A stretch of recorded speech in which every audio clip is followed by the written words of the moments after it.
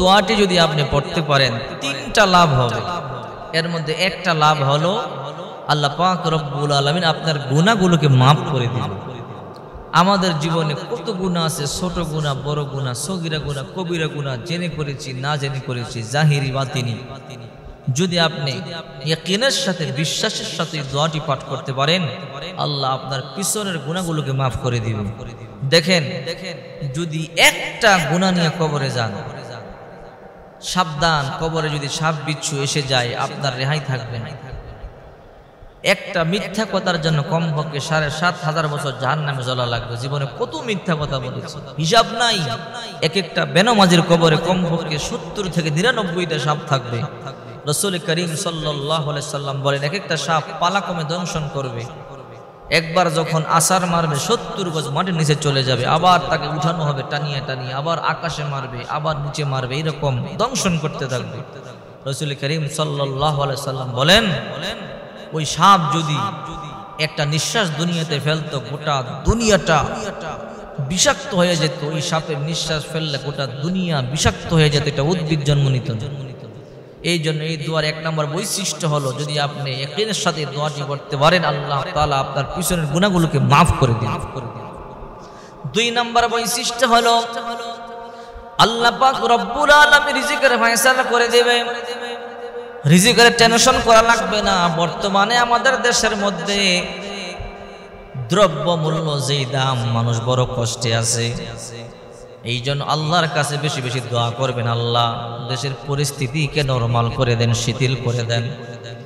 এই দোয়া যদি আপনি পড়তে পারেন, আল্লাহ পাক রব্বুল আলামিন আপনার রিজিকের কষ্ট দূর করে দিবে। আল্লাহ তাআলা আপনার উপরে রিজিকের বরকত দান করবে। আর ৩ নাম্বার হলো, যারা অশান্তির মধ্যে আছেন, আল্লাহ পাক রব্বুল আলামিন তাদের অন্তরে শান্তি দিয়ে দিবে। সবচেয়ে বড় রোগ হইছে অশান্তি। যদি অন্তরে অশান্তি থাকে, টাকাওয়ালা হোক, পয়সাওয়ালা হোক, ক্ষমতাওয়ালা হোক, ধনী হোক, ঘুম আসে না। টাকার বস্তার মধ্যে ঘুমায় আছে কিন্তু অন্তরে শান্তি নেই, ঘুম আসবে না। ক্ষমতা আছে কিন্তু অন্তরে শান্তি নাই, কিন্তু ঘুম আসবে না।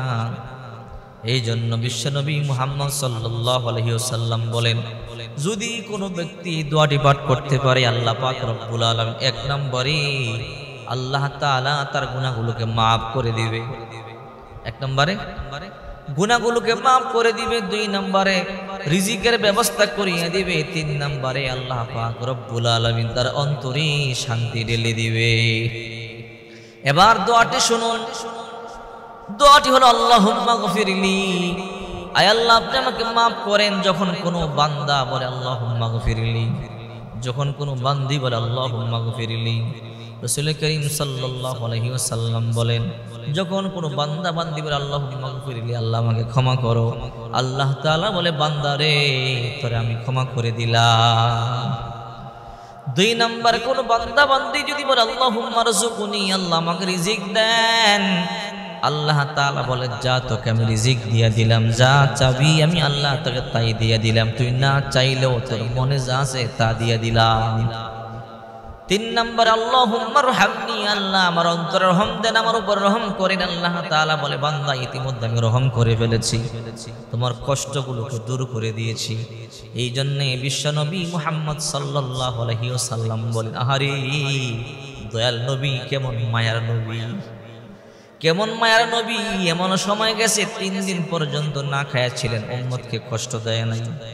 এমন সময় গেছে ৭ দিন পর্যন্ত না খায়া ছিলেন, পয়গম্বর বুঝতে দেয় নাই। এমন সময় গেছে পয়গম্বর ১ মাস পর্যন্ত না খায়া ছিলেন। এক যুদ্ধের ময়দানে আল্লাহর নবী সাহাবী আয়েশা বলে, রাহমাতুল লিল আলামিন, ক্ষুধার যন্ত্রণা সহ্য হয় না, কিছু করার আছে কি, কিছু বলার আছে কি? আল্লাহর পয়গম্বর বলে, কি হয়েছে? কই দেখেন না, পেটের মধ্যে পাথর বাঁধছি। আল্লাহর হাবিব বলে, কয়টা পাথর? বলে, একটা পাথর। পয়গম্বর জুব্বা উঠাইয়ে বলে, দেখ আমার পেটের মধ্যে 2টা পাথর, আমি পয়গম্বর 7 দিন ধরে কোনো খাবার খাইতে পাই না। ওই নবী উম্মতের জন্য কত দরদি ছিল, এই জন্য দোয়াগুলো শিখাইয়া গেছে উম্মত, এই দোয়াগুলো পড়লে আল্লাহ তাআলা তোমাদের উপরে খাস রহমত বর্ষণ করবে। আমি নবী কষ্ট করেছি, কিন্তু তোমাদের কষ্ট আমি সহ্য করতে পারবো না। আমি নবী কষ্ট করেছি, কিন্তু তোমাদের কষ্ট